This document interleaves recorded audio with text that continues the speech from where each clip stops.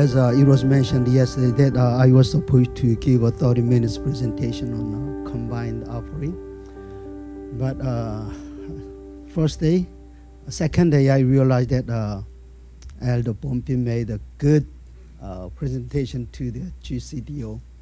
And then it was again repeated by Elder Nino yesterday. So I approached our leadership in General Conference. It may be a redundancy. Therefore, I may not present that, but because it was better and already covered by two of the gentlemen. So, and then in our division, we did two stewardship summits to practice this one in our division, but it is not very well accepted by the local conference directors, because they say that as we do this, the local churches lose a lot of money to the higher organization. So there's a strong resistance. But whenever we had advisory meetings, and I emphasized many times, and I visited the treasury officers of the advisory meeting also to introduce about this. And eventually we have a good division treasurer, who is a Herman Lust from Argentina. And then he supports this very well.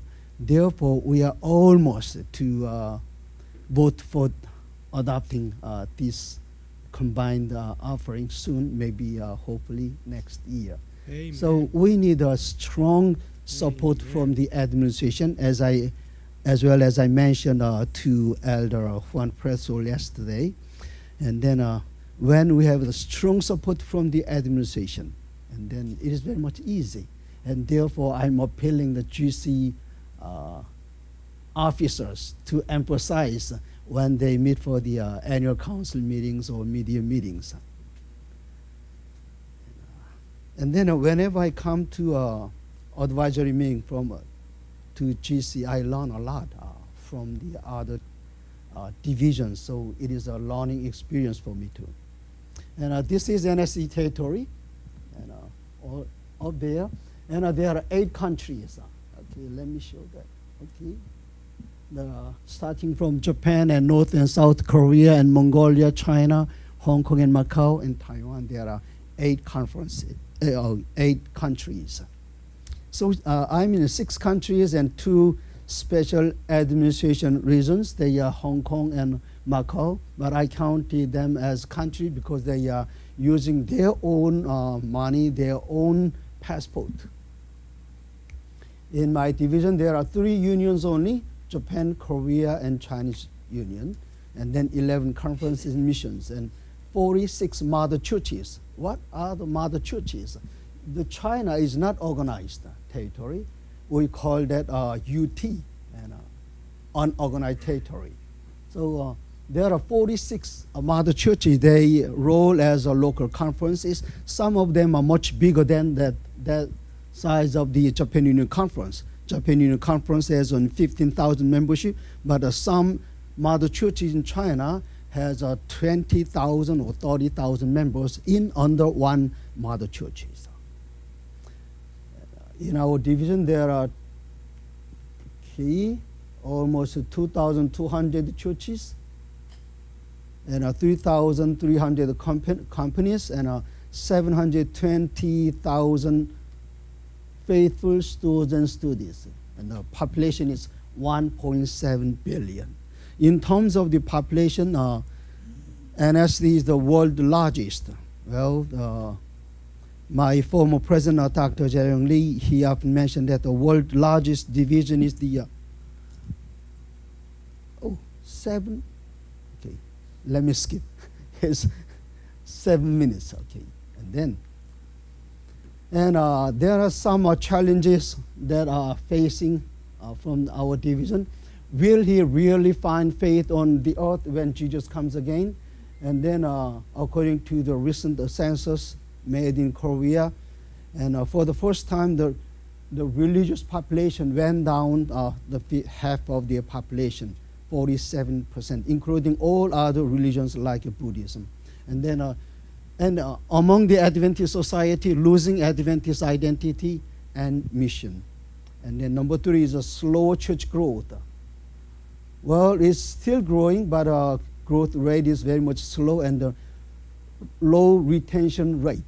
And then our church, the door of the Adventist church is very much narrow, but the back door is wide open. So we are losing a lot. It is a worldwide phenomenon. And then aged society and faster aging of members. And Japan is the only country all over the world which is a super aged society. And this year, Korea entered into the aging society. And then lower birth rate. Korea birth rate is 1.02. That is the lowest among more than 220 countries all over the world. And number 7 is lack of collaboration between departments. That is I mentioned to Elder Juan Presto yesterday. And then we need to approach younger generation. The younger, the less participate in offerings. Therefore, I need to approach the youth ministry department and especially children's ministry department, but they think we are separate as ministries, service. And therefore, I should mention this in our stewardship meetings. But all those people who are attending the stewardship meetings, they are above than 65 years old. They are already good giving generation, but they are fading away. Therefore, I need to approach this younger generation departments, but they do not invite me. And then once they invite me only once, but other big meetings, they never invite me. Therefore, I'm appealing General Conference Administration to mention this among the General Conference not EXCOM, annual council meetings. I need Elder Wilson support and Juan Presto and GTM, but they say they used to be stewardship directors in the past, but I wonder if they emphasize among those present or not. And then number 8 is training of local church stewardship directors. Every year, the local church appoint their leaders, stewardship leaders, but who are they? They don't have any voice. Just they are appointed, like elders, they are church board members, but who are those? They don't have any voice. But if the church does not appoint this elder, he may be offensive. Therefore, they appoint. But they are doing nothing whole year round. Yeah. So I approach the local conference directors. But in my division territory, local conference directors are the treasurers. And they have other hats already. So they pay very little attention to the stewardship ministries. That is my big challenge. Another challenge is the churches in China. And China is the world's biggest country in terms of the population, but it is not organized yet. And then Chinese government outlaws money going out, transferred to other areas. So all the tithe collected in China is used within local churches. So there is a big challenge. Therefore, whenever I go to the leadership training in China, I mention about the tithe distribution ratio. And then China is one of the top 2 G2 countries, together with the USA, and their GDP is already past Japan. Wow. Very rich country, but they do not contribute to the world church. So whenever I have trainings over there, big shame on you, because they use only for themselves. And this is the projection of the aging population. This is the world average, but this is China and Japan, Korea and Japan. Super aged country. And then spiritual, Okay. And then my emphasis is spiritual revival. My definition of stewardship is spiritual revival. Once they are revived, spiritually, and they open their wallet and they give their time. Okay, and a Stewardship Academy in China, and then tithe quiz competition. And I introduced this book last 2 years ago, and I wrote 101 questions on tithe, and then it is translated our division languages. And I give this book to all the youth members, and I announced that the quiz competition, and the first prize, then the one country, the laptop computer; in another country, the one free ticket from Mongolia to Korea to attend the Mission Congress. They are very much excited. So all those youth members are reading this book. 101 questions only for the, okay? And then a stewardship camp meeting, and we invited Elder Bompim and in Mongolia.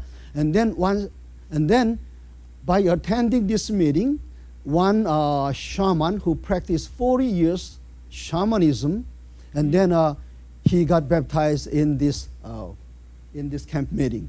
And then 1 minute sermon, I post this on the website and podcast and YouTube every day. Why? The younger generation, they do not want to listen long sermons. So I create this 1 minute sermon every day, and then but they do not come to the YouTube. Therefore, I send them by text message every day, and then they listen. And then I write article for Korean weekly newspaper and Mission and Stewardship. And then, even though my time is up, you need to listen. This one. This is Pastor Bold. He's the first Mongolian Adventist pastor. I invite him to China, and then I need to skip this one. Okay, in China, e-giving. Thank you for You showing see that. But I need to skip this. My time is over. And this is so-called the world's largest church in Shenyang, China. It was started about 30 years ago by Sister Haoyaje, and membership is 7,000. Church attendance 7,400. Not this church only, but she established 126 churches so far. And now total attendance is 7,400. But 10 years ago, she planted that time 110 churches with 11,000. But as of now, more churches she planted, but the attendance dropped. But anyway, this is the story I want to tell. And she's a Sister Haoyaje, pastor of this church. Among 7,400 Sabbath attendants, she is the only pastor. And she has 12 elders. And I want to introduce Elder Shimada. He is the president of Japan Union Conference. Why I need to invite Pastor Bold from Mongolia, Pastor Shimada from Japan. In Japan, only one activity, stewardship activity all over Japan is only once. The director invited me to a local church. The church attendance is lower than 40. That is only one activity. So I emphasize every year, strongly emphasize, but nothing happens. Therefore, I invite Pastor Shimada, co-speaker, for the stewardship training of the leaders in China. So he accompanied me, and then he was very much proud to be a stewardship ministry speaker, so that he may be aware. And from Mongolia, he's the secretary of the mission. So I need to share this idea with our fellow division leaders, and invite those heads, like a union president, union secretaries, to participate in training of the stewardship leaders locally. And he was very much proud of that. That Sabbath, we had the communion service. Okay. Large church, but there's no air conditioner, and they put the ice. Smart, yes. And then I need to introduce That Sabbath, more than 2,000 people gathered together. But the way of the returning tithe and the collection of the offering, they put only one box here. All the members, as a part of the worship, they gladly come to the offering box, gave. And then the amount, they are poor people, but they are giving $30, $40. And then when I visited one of the countries, I may not mention, the union president was there, and one church, I gave up, it was $10 equivalent of Japanese yen, and then the church deacon said, no, Pastor, that is too much. There's no change for that. That country is one of the world richest country. But the local church members, no, that is too much. So intentionally, I invite the union president, please look at this. And then immediately after the offering, they collected. There's a large amount of money, and then Pastor Haoyaje, and she blessed the offering. And the church members didn't go home right after the church worship. They stayed behind to pray individually like that. And then Pastor Shimada, Japan Union Conference, he has the lunch together with the local church members. Big membership. But they bring their own lunch to the church, and they stay until the sunset time. That is one of the secret of church growth. And Pastor Oleg, he invited me to speak for them. And then I want to share our ideas, inter-division-wide. So that, and I need to invite some of you to share your ideas. Like Christina, you can introduce about the e-giving system, but we don't have that yet. But I was very much convinced by your presentation and your treasurers. So we can share our ideas, visit cross division. And then last year I was visited by SSD. It was a large stewardship convention. And then Elder Saku, he invited me. And then, okay, I need to skip your story. And then it was a large attendance. Yeah. And then we have more people outside. Total attendance of 12,000. Can you believe that?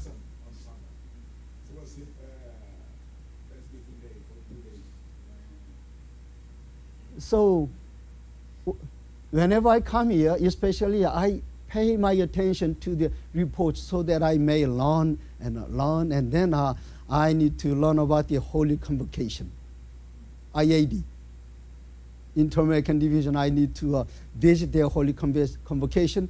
I don't know, my new president allowed me to go there to see, but I need to go and see, and then I need to adopt that in my division.